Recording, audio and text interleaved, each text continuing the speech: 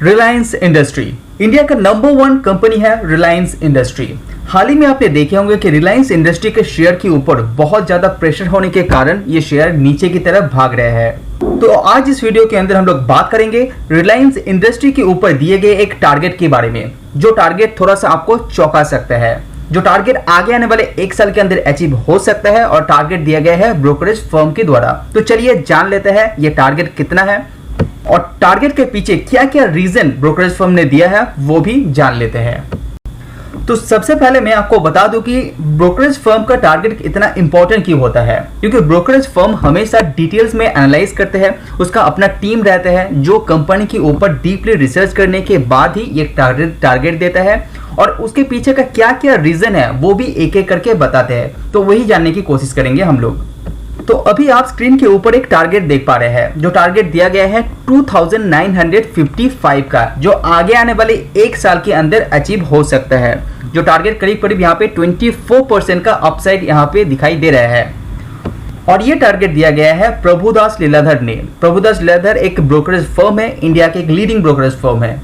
तो अभी जान लेते हैं क्या क्या रीजन इसके पीछे दिया है जिसके वजह से ये जो टारगेट है ये अचीवेबल लग रहा है या नहीं लग रहा है। तो सबसे पहले प्रभुदास लीलाधर ने एक पॉइंट दिया है कि जो अरामको का डील है वो रिसेंटली आपको पता है वो नहीं हो पाया, लेकिन इसके वजह से रिलायंस के ऊपर एक सेंटीमेंट क्रिएट होता है, जो नेगेटिव सेंटीमेंट क्रिएट होता है, लेकिन लॉन्ग टर्म के लिए ये कोई नेगेटिव बात नहीं है कंपनी के ऊपर। उसी के साथ इसने ये भी कहा है कि जो अरामको का डील है वो आगे आने वाले दिनों में हो सकता है, उसका कोई भी टाइमलाइन नहीं दिया है लेकिन उसको कैंसिल भी नहीं किया गया है।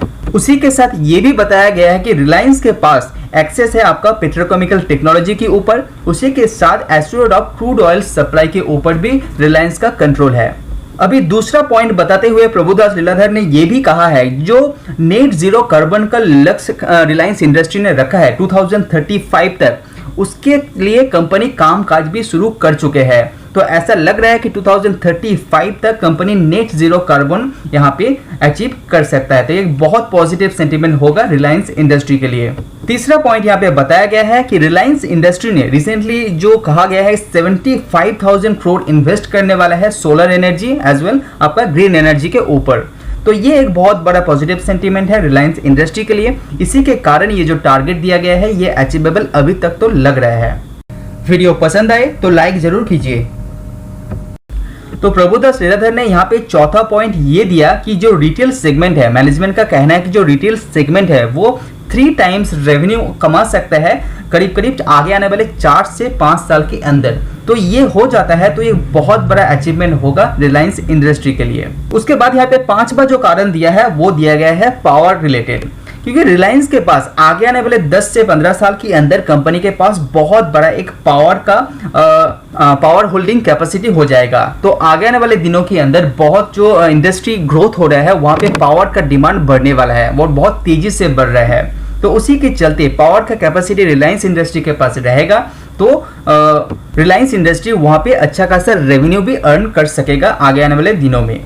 और एक जो पॉइंट है 6वां पॉइंट, जहां पे प्रभुदास लीलाधर ने यह भी कहा है कि जियो सेगमेंट के अंदर जो ARPU है एवरेज रेवेन्यू पर यूजर वो इंक्रीज करने वाला है आगे आने वाले कुछ क्वार्टर के अंदर या सालों के अंदर। तो ये एक ग्रोथ प्रोस्पेक्टस दिखाई दे रहा है रिलायंस इंडस्ट्री के अंदर।